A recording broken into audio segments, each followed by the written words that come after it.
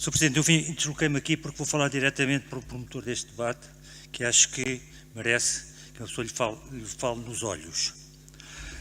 Mas antes disso, deixem-me fazer uma introdução. Não houve aqui ninguém que não tivesse falado do Chega.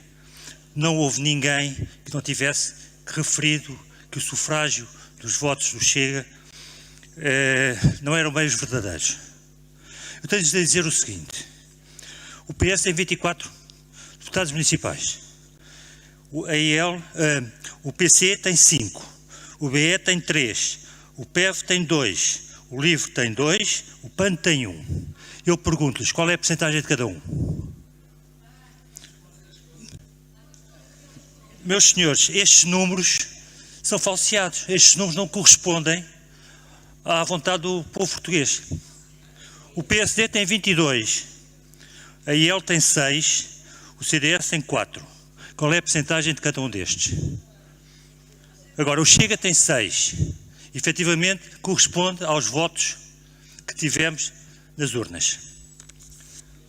Passando agora ao debate. Este debate de atualidade merece, antes de mais, alguma clarificação e serenidade. Temos assistido a um conjunto de intervenções que procuram misturar planos distintos da vida política municipal. E convém ser rigoroso. Uma coisa é o Executivo da Câmara Municipal, liderado pelo Sr. Presidente Carlos Moedas, outra coisa é a Assembleia Municipal onde estamos hoje reunidos. A bancada do Chega nesta Assembleia não participa na gestão executiva da Câmara. Não nomeia administradores, não intervém nas decisões das empresas municipais, não tem qualquer responsabilidade sobre escolhas feitas pelo Presidente da Câmara. Por isso, rejeitamos com clareza qualquer tentativa de colar à nossa bancada as responsabilidades que simplesmente não nos pertencem. Dito isto, também não alinhamos em campanhas de insinuação ou em julgamentos baseados em suspeitas políticas. A credibilidade das instituições não se defende com acusações vagas, nem com teorias sobre alegados acordos obscuros, mas sim com factos transparentes e respeito pelas regras democráticas. Se há dúvidas sobre nomeações, elas devem ser tratadas nos locais próprios e nos órgãos próprios, com base em critérios objetivos e com escrutínio sério. Não através de ataques generalizados, apenas degradam o debate político. Relativamente a mudanças individuais de posicionamento político, como o caso dos eleitos que deixaram o partido e passaram a independentes, trata-se de decisões pessoais que não vinculam nem podem ser instrumentalizadas para atacar coletivamente as forças nesta Assembleia. Nossa posição é simples e responsável. Defendemos a autonomia dos órgãos municipais e o respeito pelas suas competências. Defendemos a transparência e exigência na gestão pública. E defendemos um debate político sério, sem tentativas de contaminação entre instituições.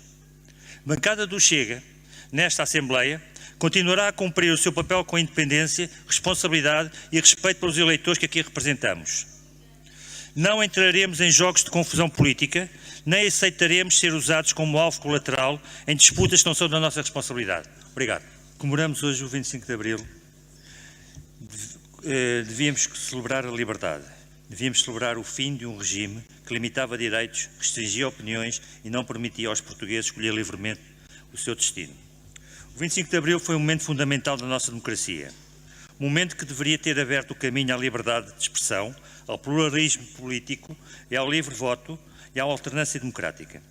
Mas celebrar o 25 de Abril não pode significar transformar esta data numa narrativa única, fechada ou ideológica. O 25 de Abril pertence a todos os portugueses. Não pertence à esquerda, não pertence aos partidos, não pertence a elites. Pertence ao povo português.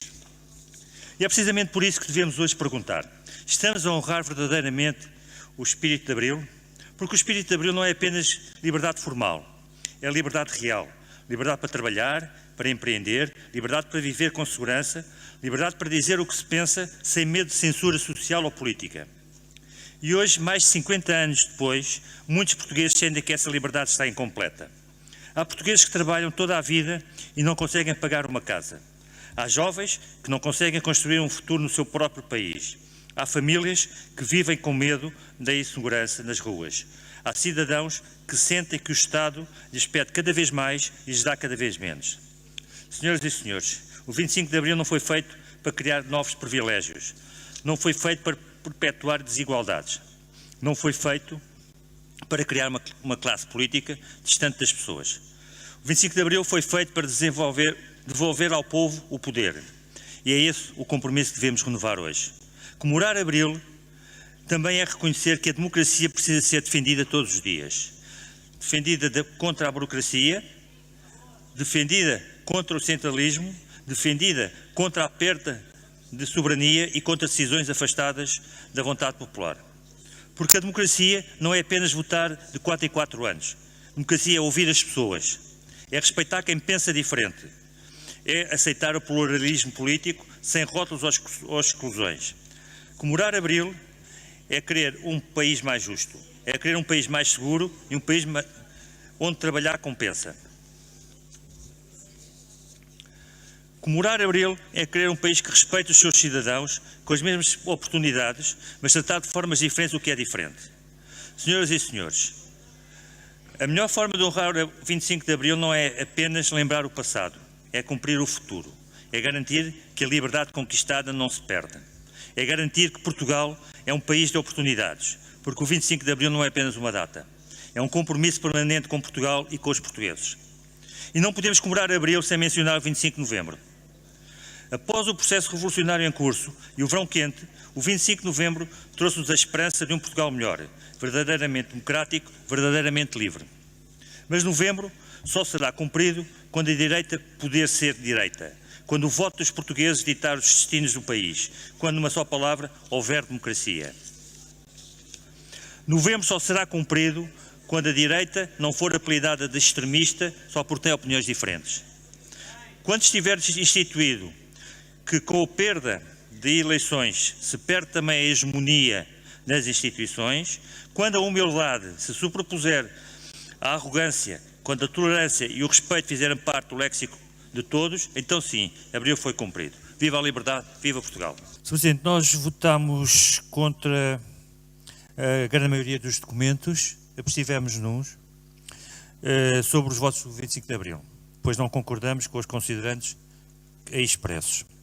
E enfatizo o facto de termos votado contra os documentos apresentados e não contra os acontecimentos com 52 anos, pois, a nosso ver, a democracia não é sufragável, a liberdade também não.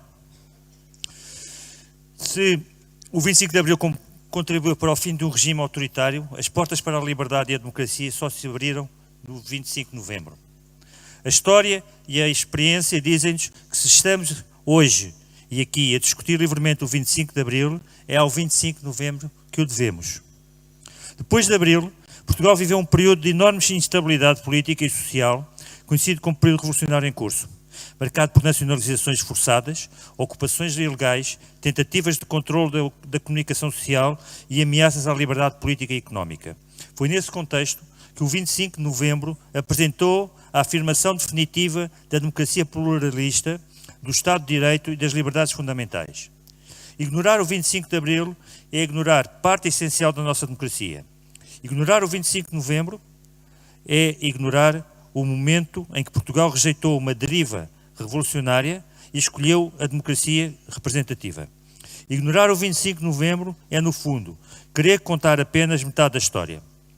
O Chega entende que o 25 de Abril pertence a todos os portugueses e não pode ser apropriado de uma visão ideológica ou partidária. Celebrar Abril é celebrar a liberdade, o pluralismo e a democracia. E isso implica reconhecer todos os momentos que permitiram consolidar essas democracias.